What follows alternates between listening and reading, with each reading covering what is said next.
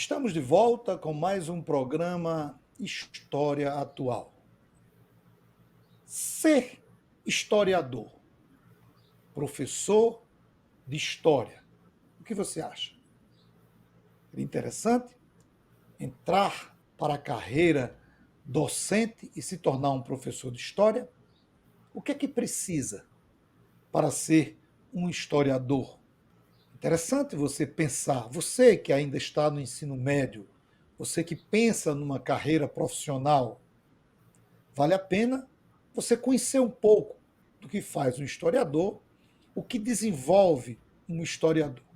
Em instantes, nós iremos conversar sobre a profissão de historiador, os espaços ocupados pelo historiador e, principalmente, a função docente e as suas etapas de qualificação.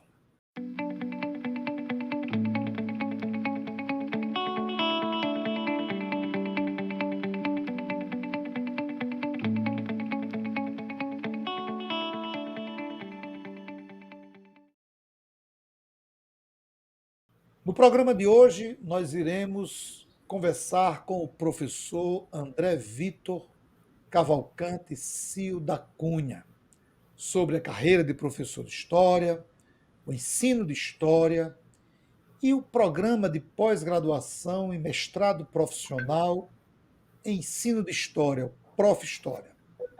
O professor André é graduado em História pela Universidade Federal de Pernambuco, mestre em Educação pela mesma instituição e doutor pelo Programa de Pós-Graduação em História da Universidade Federal do Ceará. É docente da UERN desde 2008. Desde 2015, integra os quadros do Programa de Pós-Graduação Interdisciplinar em Ciências Sociais e Humanas da UERN, na condição de professor permanente. Atualmente, coordena o núcleo local do Programa de Pós-Graduação de Mestrado Profissional em Ensino de História, o Prof. História. É com muita satisfação que nós recebemos o professor André para batermos um papo sobre o que é ser professor de história, historiador e também sobre o Prof. História. André, seja bem-vindo. Muito obrigado por ter aceito o nosso convite, amigo. Professor Lemuel, né, eu que agradeço, viu? Assim, fico muito honrado com o convite de participar do História Atual, né?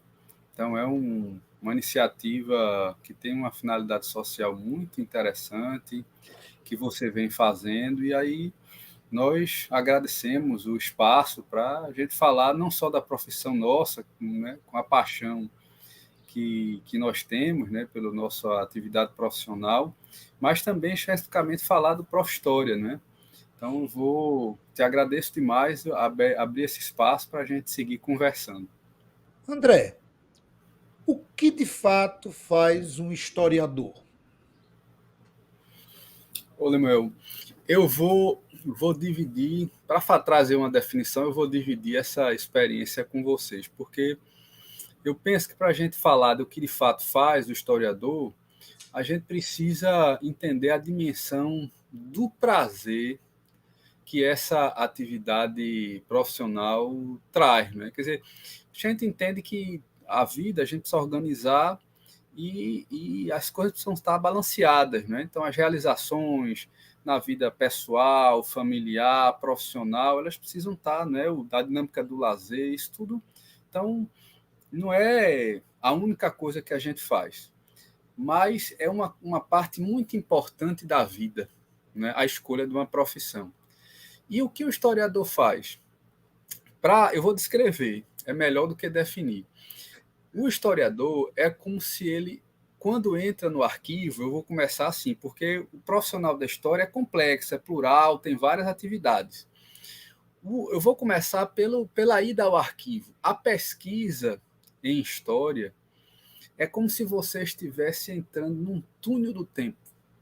Isso eu queria dividir com os nossos ouvintes. Então, quando você vai a um arquivo, você tem questões na cabeça de como é que a gente chegou até aqui, quando essa determinada problemática, né? Vamos entender o contexto, porque isso, a história como conhecimento faz, é trazer o contexto, o percurso, para a gente entender como é que chegamos nesse ponto. A gente sabe, a gente parte sempre o ponto de partida é o presente, né? São questões do presente. E aí trazer essa contextualização. Como é que a gente faz isso? Na ida aos documentos. Então, amigos e amigas, o historiador é alguém que tem o privilégio de ir num túnel do tempo, né, e aí decifrar aqueles enigmas, como nós chegamos, né, como aconteceu, na relação do presente com o passado. Então, eu diria essa definição. Assim, o historiador trabalha indo ao arquivo e tendo diante de si, né, uma série de sujeitos, de vidas, né, de questões a descobrir nesse túnel do tempo na relação do presente com o passado. Essa é uma dimensão importante do que o historiador faz. Mas o historiador ele também tem outra dimensão como profissional, né, do ensino, na formação humana, que é ajudar as novas gerações a gente ter uma relação entre passado e presente e futuro de forma contextualizada, né? E aí existe a dimensão do ensino, e Lemuel, que foi professor da educação básica como eu, né? E hoje está no ensino superior, estamos juntos no departamento, a gente sabe, Lemuel, o que é o prazer de ver nos olhos dos nossos alunos e alunas o saber, a aprendizagem acontecendo, né? E o saber histórico é aquela relação que a pessoa faz e que entende um determinado problema de uma outra ótica. A gente consegue ver isso nos olhos dos alunos e alunas. Então, isso é uma coisa muito prazerosa para um professor e um professor de história, que é ver a produção do conhecimento, do saber pelo aluno, né? Ou pela aluna. Então, eu acho que o historiador faz isso. Ele produz conhecimento e ele leva a produção de outros conhecimentos por outras pessoas nessa relação do presente com o passado. Professor, e qual a importância de se ensinar história? É verdade. Olha, essa é outra questão muito interessante que você lança, né? Porque qual a importância disso? Isso é uma pergunta muito recorrente dos nossos alunos na educação básica. Né? Estou ensinando isso para quê? Né?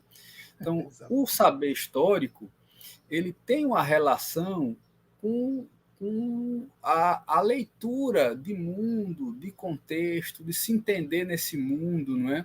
De você entender como é que esse mundo que nós vivemos, esse mundo que é uma criação humana, ele foi produzido, né? Então, não se faz isso sem a história. Então, quando você estuda história, a importância de ensinar a história é isso, né? As novas gerações entendem não só o seu papel, mas como é que a gente chegou até aqui. Então, é uma forma da gente entender os problemas que a gente enfrenta, entender que muitas questões desafiadoras que a gente vive são resultados de um processo de escolhas, de lutas, não é?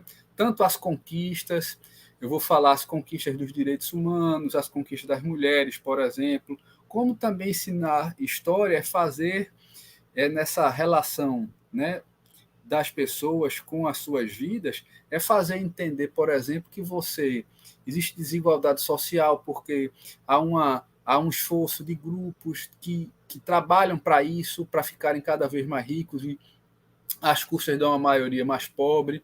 Então, entender de fato as nossas relações, as relações humanas, né? Então, ensinar a história é levar as pessoas a ter um outro olhar, né, sobre a sua realidade. E aí o historiador, a historiadora trabalha contextualizando. Né? Eu acho que essa é uma questão muito importante para a gente trazer para os nossos espectadores, né, espectadoras. Então, ensina a história, presta um serviço muito importante na educação básica, porque ele possibilita uma consciência crítica da realidade, dos problemas, etc. E como deve ser o ensino de história, André? Como é que o professor de história deve trabalhar esse conhecimento em sala de aula? Lemuel, eu acho, amigo, você me traz uma outra questão muito importante, né? Porque eu diria, nossa experiência acumulada, inclusive na pesquisa do ensino de história, etc., no campo da educação, nos vem cada vez mais, isso aí eu vou colocar uma fala a partir do meu lugar, né? Perceber que ensinar história não é simplesmente ensinar um conteúdo, né?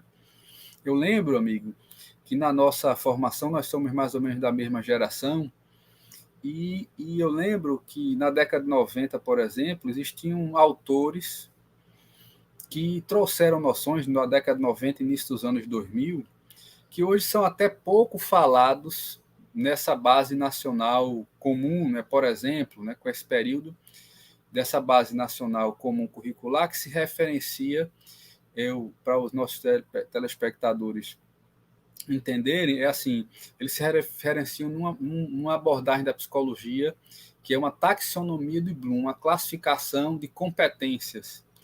Mas o que eu quero trazer para vocês é, antes nós tínhamos uma discussão muito interessante que ela ficou abandonada, né? Assim, hoje você não tem a visibilidade nesses documentos curriculares, que é a compreensão de que quando se ensina, você ensina não só conteúdos, que eles chamavam de conteúdos conceituais, mas também conteúdos procedimentais e atitudinais. Então, quando você me pergunta assim, como é que a gente deveria ensinar a história? Primeiro ponto é entender que na sala de aula, o que a gente faz, isso diria Paulo Freire, não é? O que a gente faz, a gente leva para a vida. Então, não se aprende só um conteúdo, a importância de um conteúdo, uma narrativa histórica para entender um contexto, isso é importante. Mas associado a isso, você precisa ter aprendizagem dos alunos, não só conceituais, mas procedimentais, né, que seria, por exemplo, quando eu vou fazer uma análise de um filme e relacionar com conhecimento histórico, além do conhecimento histórico que eu aprendi também, ou os alunos e alunas aprenderam também a analisar filmes. Quando eu faço a análise de uma imagem, eu não só o conteúdo que eu aprendi da narrativa histórica com a análise daquela imagem, mas eu também aprendi a analisar imagens. E esse é um conhecimento que o aluno, a aluna leva para a vida, não é? Então essa consciência crítica vai se formando não só a partir do que uma narrativa ou que se considera a verdade, não é? A verdade histórica, o conhecimento histórico, mas o que você constrói em termos de habilidade, não é? Então eu aprendi a ler filmes, aprendi a analisar fontes históricas, dados, relacionar com o que eu li uma coisa com a outra, que a gente chama de intertextualidade.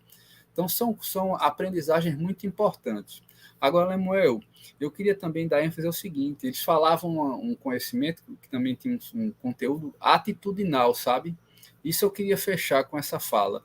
Eu acho que a história, me fazendo perceber a importância da consciência crítica, da análise, e essa análise não está dissociada do fenômeno humano corajoso que é a vida, sabe? Belo, apaixonante. E aí, esse mundo humano, o que nos caracteriza, eu lembro muito de Paulo Freire, é que nós somos seres éticos. E isso a história também nos ensina. Então, conteúdos atitudinais, a importância de ter uma ética republicana, não é? Para além de questões de valores, de moralismo, a questão não é essa de moral, não, mas são questões de ética, de uma sociedade em que seja menos difícil amar. Isso a história traz, não é? Então, o ensino de história tem esse contexto de atitudes, procedimentos de análise e saberes, né? Eu acho que eu diria isso. O ensino de história deveria cada vez mais investir nessa direção. É o que eu penso, amigo. Estamos conversando com o professor André Sil, do Departamento de História, sobre a profissão de historiador, o ensino de história e a qualificação do profissional na área de história. Antes de irmos para a próxima pergunta, eu convido você que está nos assistindo, que ainda não é inscrito no canal, que se inscreva, dê o seu like, compartilhe a nossa programação e dê sugestões. Muitos dos nossos programas são feitos a partir de sugestões que vocês dão. É importante esse feedback para que a gente possa consolidar o nosso trabalho, desenvolver mais as nossas atividades e ter um alcance maior.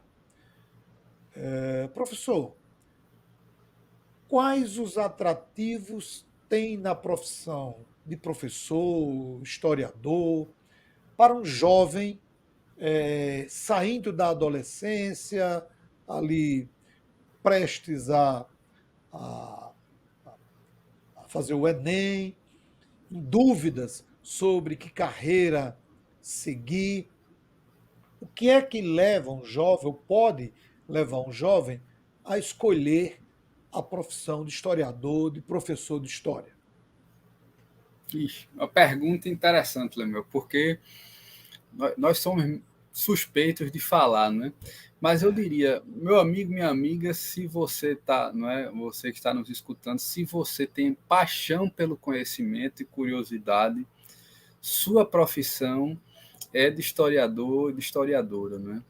Então, de fato, a atividade da profissão é muito apaixonante para quem gosta de responder questões. O historiador, ele trabalha, eu diria, enquanto pesquisa, ele trabalha como investigação policial, decifrando enigmas. Né? Isso é muito prazeroso, é muito apaixonante.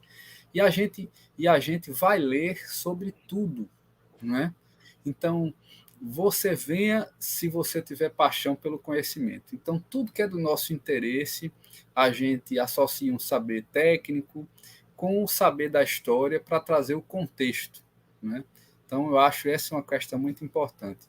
Outra questão importante nessa decisão é você precisa gostar de gente, né? Porque o profissional da história tem uma dimensão com a educação básica e a educação básica é outra atividade muito apaixonante também, né? Você participar da formação de gerações, né? E você formar quadros para a sociedade, né?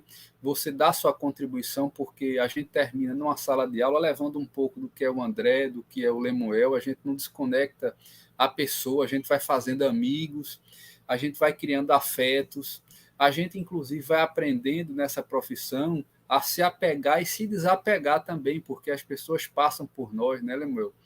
Então, isso é uma profissão que eu sou suspeito em dizer que é muito apaixonante e hoje mais valorizada. Desde que nós tivemos um piso nacional da educação básica, você tem uma carreira com uma certa perspectiva de equacionar a sobrevivência e de você viver com dignidade. Não é? Lógico que a gente precisa avançar muito, não é? E valorizar muito mais a educação desse país. Mas passos foram dados nos governos anteriores e que não se conseguiu mexer nisso. Tentaram, né? Algumas vezes nesse governo atual do presidente Bolsonaro, tentaram, a base aliada desse governo tentou mexer na Câmara, no Senado, com o piso nacional dos professores, mas não conseguiram. Então, isso anuncia num cenário de valorização profissional, não é, de segurança. Então, eu quero dizer a vocês que no campo da paixão, mas também no campo do pé no chão, vamos dizer assim, é cabeça, pé no chão e cabeça nas estrelas, no ideal e no pragmático, a gente tem uma profissão muito interessante para escolher e seguir. André, saindo um pouco dessa questão do atrativo para o jovem se tornar um professor de história, quais os principais desafios para quem forma, para os cursos de história e seu corpo docente, e para quem está sendo formado? O desafio de quem forma e de quem está sendo formado. O Lemuel, eu vou responder uma questão assim muito a partir do meu lugar, sabe? Eu vou dar uma resposta nessa questão muito subjetiva. Porque o que de fato eu acho que é a situação mais desafiadora, viu? Nós temos uma história de formação dos professores que era assim, eles chamavam de 3 mais 1. Você entrava na faculdade, via o conteúdo em 3 anos, e você depois você via um ano, né, de disciplinas ditas pedagógicas, etc. No nosso tempo foi mais ou menos assim ainda, a gente tinha permanências assim. Hoje você tem um curso de história muito diferente. Então, você tem um fio condutor na pesquisa, a gente começa fazendo relação com o ensino e com a pesquisa desde o início do curso. Então, é um curso muito bacana, que tem uma experiência acumulada muito grande. Né? Agora, eu acho que ainda é um desafio para a gente o seguinte: nós, professores formadores, a gente não seguir a tentação, esse é o mais difícil, de querer que os alunos sejam a nossa imagem e semelhança, sabe? E os alunos também serem a nossa imagem e semelhança. Eu entendo assim, nós temos uma licenciatura com fio condutor, que é a pesquisa. Então, um professor, uma professora hoje de história, ela não sai repetindo histórias que ela leu, não. Ela pesquisa, não é? Ela tem uma monografia, ele é um pesquisador, uma pesquisadora de conhecimentos novos. Então, isso é um professor muito mais amadurecido, uma professora, entende? Agora, eu penso assim, qual é o desafio? Eu entender que nessa formação eu estou formando professores e professoras que, em grande medida, vão atuar na educação básica, que tem a sua especificidade, sabe? Nós sabemos, Lemuel, a gente fez o doutorado e o doutorado é uma resposta, é uma pergunta, é uma investigação, é uma verticalização sobre um tema que a gente fica especialista. Então, isso é muito, muito importante para a nossa formação. Mas essa formação especificamente não me garante eu ser um professor melhor, nem me garante que eu vá sobreviver numa sala de sexto ano. A gente sabe, no nosso tempo, era a quinta série, a dificuldade, os desafios de dar uma aula de história na quinta série, né? Então, são outros saberes, são outras questões, né? Então, que não são nem melhores nem piores, estou dizendo que só são diferentes. Então, acho que esse é o grande desafio ainda hoje, né? Perceber a especificidade. E aí o aluno, que naturalmente se referencia no professor universitário, etc., mas que eu tenho visto tantos colegas, alunos nossos, realizarem-se profissionalmente, atuando na educação básica, e hoje o salário melhorando muito, né, e está próximo do nosso, né, seja por nossa defasagem, seja porque eles continuaram se valorizando. Então eu penso assim que a gente precisa superar essas questões, né, tanto de condição de trabalho, de ser melhor para todos, e quanto salário, né, para todo mundo também. Mas entender que a gente não está formando a nossa imagem e semelhança. Acho esse o grande desafio. André, para ser um bom professor de história, só a graduação é suficiente? Samuel, qual é a questão que eu acho assim? O bom professor de história ele precisa entender que tem uma carreira, não é? E um percurso de formação.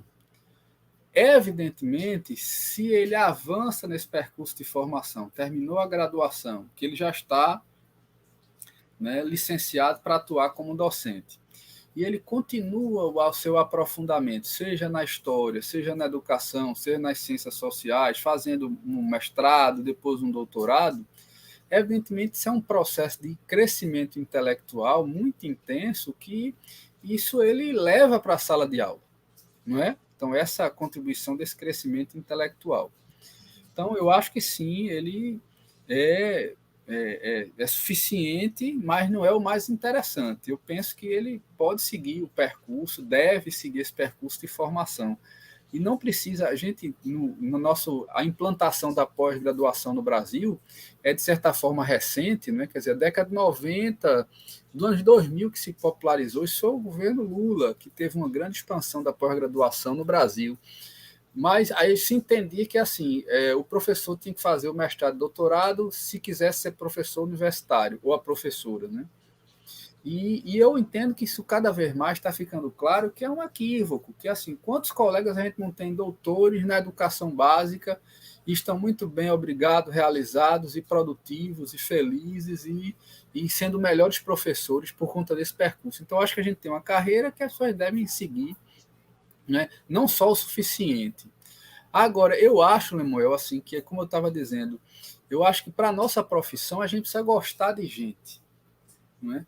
E aí tem uma dimensão também afetivo-relacional do professor, da professora, que eu digo que não passa só pela pós-graduação, mas passa porque é o estudar. Mas eu diria assim, é o estudar-se também, sabe? Resolver questões suas, né? Se tornar uma pessoa melhor e isso reverberar, né? Trazer essa influência para a sala de aula. Né? Então, eu acho que um bom professor ele passa por ser uma boa pessoa, né? Ou a melhor possível. Mas a gente termina trazendo um pouco, como eu estava te dizendo, de quem somos para a sala de aula, e aí uma pessoa boa, bem resolvida, que gosta de gente, deixa marcas, não marcas ruins, cicatrizes, mas marcas de afeto, né? Espalha um percurso de gente que amou, que formou. Então, isso eu acho muito interessante da nossa profissão. Eu acho que o bom professor, boa professora, passa por isso também, não é? Estamos conversando com o professor André Sil, do Departamento de História da UERN, sobre a profissão de historiador, ensino de história e o programa de pós-graduação em mestrado profissional em ensino de história. Uhum. André, vamos entrar um pouco agora nessa qualificação, nessa pós-graduação em história, né, nesse chamado mestrado profissional. Por que a necessidade de um programa de pós-graduação profissional para professores de história? Como surgiu isso? Havia uma necessidade de qualificar profissionalmente os já graduados professores de história? Uhum. Ah, sim. Qual é a questão? Né? Muito boa essa pergunta. Eu sou suspeito em falar, sou apaixonado pela atuação na rede. Né? Vocês sabem, esse mestrado profissional em ensino de história, ele foi idealizado a partir de 2013. A CAPES, né, pensou num edital, né, que tivesse, né, com um compromisso. Primeiro a CAPES foi entendendo, isso foi o governo da Dilma Rousseff, entendendo que tinha uma atuação não só na pós-graduação que chama-se acadêmica, né, na produção científica de ponta, mas cuidar também da educação básica, etc. E o mestrado profissional, essa rede surge desse edital que procurava fazer um link, né? Uma formação acadêmica verticalizada que aprofundasse a graduação a partir das questões de pesquisas surgidas na sala de aula, no chão da história, né? Que é a sala de aula. Né? Então, a ideia inicial foi essa. Né? Então, um grupo no Rio de Janeiro, liderado pela UFRJ, eles iniciaram esse processo, inicialmente com instituições do Rio de Janeiro, e hoje nós somos 39 instituições. Né? A UERN se integrou, né? Numa transição de 2018 para 2019, a gente conseguiu participar de um edital, ganhamos, tivemos a nossa primeira turma em 2020, né? E agora estamos na segunda turma, que entrou aqui em 2022. Por conta da pandemia, nós tivemos um hiato de um ano. Mas é esse mestrado que é uma integração numa rede, a mesma aula que você tem na UFRJ, na Unicamp, você tem aqui as disciplinas oferecidas. Né? E não é à distância, são presenciais, e aqui nós temos o nosso corpo docente, o professor Lemuel integra, né? Está inclusive dando uma disciplina muito interessante sobre história oral, agora no mestrado. E é um mestrado pensado para professores, para tratar de questões, o ponto de partida são questões que eles vivem na sua profissão. Acho que esse é o grande diferencial, é a lacuna que vinha preencher, sabe? Você falou em diferencial aí e eu queria saber exatamente qual é a diferença entre o mestrado profissional e o chamado mestrado acadêmico, né? Aquele que não está diretamente ligado a uma área específica, como Prof. História. Olha, meu, eu diria assim, ó, porque eu queria, antes de falar as diferenças, eu queria falar as semelhanças, né?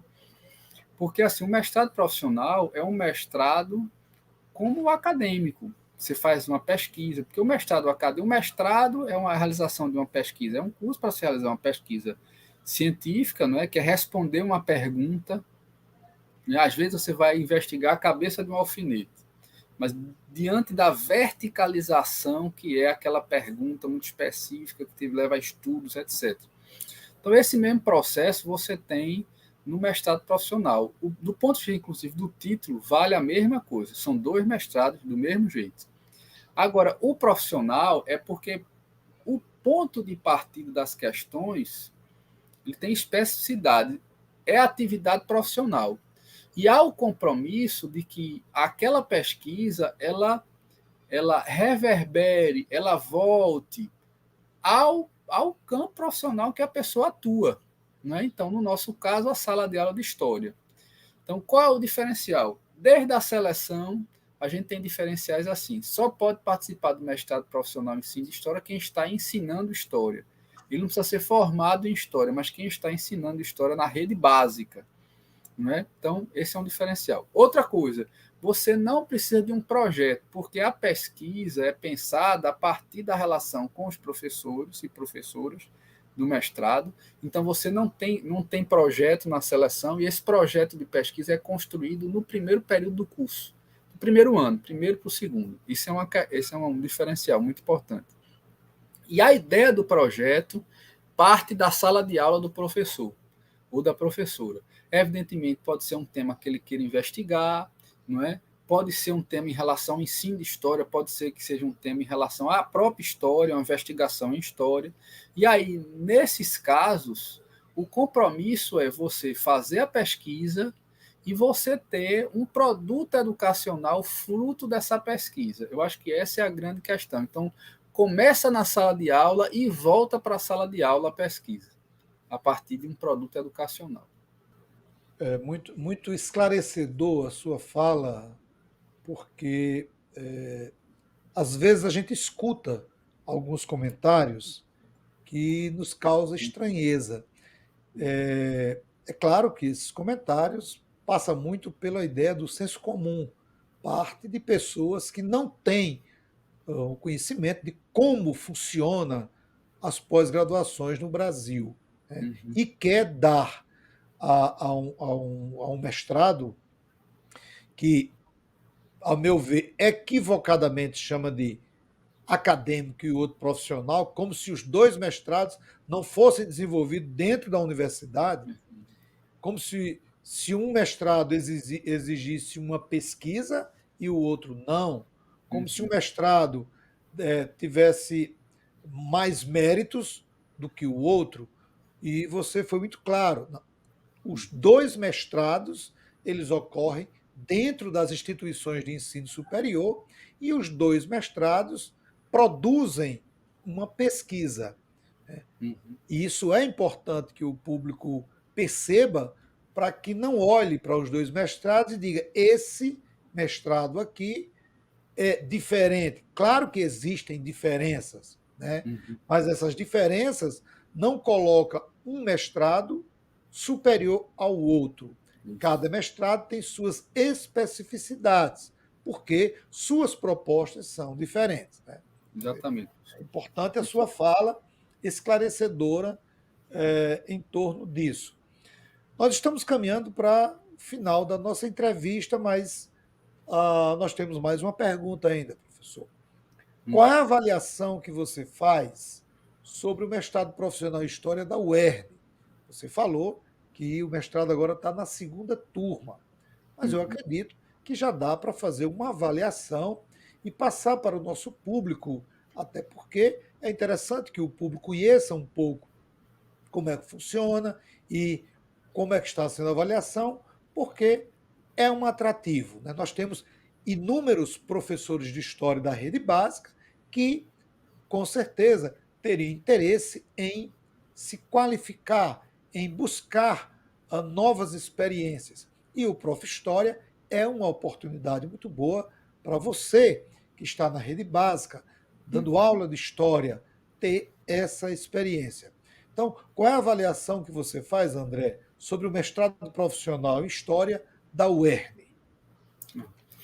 Massa, amigo. O que é que eu diria? Olha, primeiro, em relação ao mestrado profissional em ensino de história, a rede é, de longe, a mais bem-sucedida política pública de educação das últimas décadas relacionadas ao campo do ensino de história, né?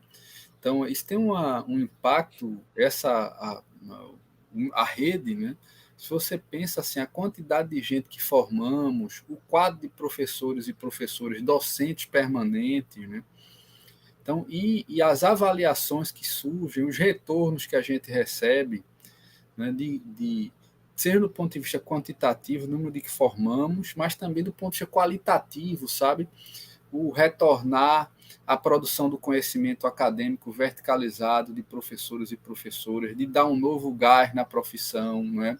De sensibilizar os professores da universidade para a importância das questões da educação básica. Então, isso é uma via de mão dupla que a gente aprende muito também. Então, essa análise nacional, eu acho que cabe muito também ao nosso mestrado aqui na UERN, ao núcleo da UERN, né? Então, a gente vê essa primeira turma já resultando de uma experiência muito bem sucedida. Nós já temos três defesas ocorridas e caminhando para a quarta agora. Daqui para setembro a gente vai ter um volume quase da totalidade das pessoas que entraram defendendo, não é? Nossa referência é setembro, é o mês das defesas. Nós antecipamos já quatro, já tem uma quarta marcada agora, até orientando o professor Marcílio, né, Falcão. Então, nós temos, né, a partir de uma integração efetiva no cenário da rede, nós conseguimos integrar um grupo, puxamos isso, participamos ativamente disso, né, isso foi atendido pela plenária, a necessidade do nosso esforço de mandar uma proposta de doutorado, isso foi feito sob a liderança do professor Luiz Rezinick, né, e do Marcelo, lá do Rio de Janeiro, né, lá da Nacional, o Marcelo Magalhães. Então, nós conseguimos isso, e está em avaliação na CAPES, a gente tem muita esperança de trazermos a boa notícia o ano que vem, de que nós vamos abrir uma turma também de doutorado, né? Então, é um mestrado recente, com 2 turmas, né? E a gente já está conseguindo, no cenário, integrando essa rede, abrir turma de doutorado aqui, né? Então, isso para a nossa região, isso é um efeito extraordinário. Nós estamos com muita esperança, né? Abrir um doutorado na área da educação, né? Que quem ensina história vai poder fazer. Nós estamos encerrando a nossa entrevista com o professor André Sil, do Departamento de História da UERN, campus de Mossoró. André, eu abro para você fazer suas considerações finais, amigo. Não, Lemuel, foi um prazer. Assim, foi uma satisfação conversar contigo e quero só te agradecer demais a abertura do espaço no programa para a gente falar do Prof. História, falar das nossas questões profissionais. E espero que quem escutou, quem assistiu, goste, né? E que eu espero assim ter contaminado com nossa paixão, né, vocês, e que vocês venham para o campo do ensino de história, para o campo da formação em história. E os professores e professoras, fica o convite, a gente, com esse programa, já inicia uma prévia do que será a nossa atuação na campanha de inscrição para a nova seleção de 2022, né? Nós teremos a seleção estou dando aqui em primeira mão, no programa do Lemuel, nós teremos a seleção em novembro, né? Então, brevemente, nós começaremos, né, as divulgações, vamos para a mídia. Então, vocês que nos assistem, divulguem, pensem nessa possibilidade, divulguem com os colegas. Teremos seleção do Prof. História presencial em novembro de 2022. E um grande abraço, Samuel. Muito obrigado pelo espaço.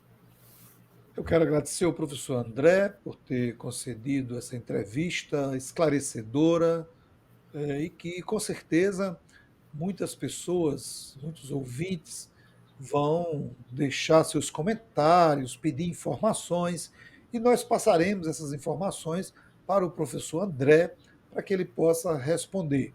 Eu quero agradecer a você que nos acompanha, mas também quero pedir a você que está assistindo e que ainda não é inscrito no nosso canal, que se inscreva, dê sua sugestão de tema, dê o seu like e compartilhe a nossa programação. Nós temos outros programas com outras entrevistas.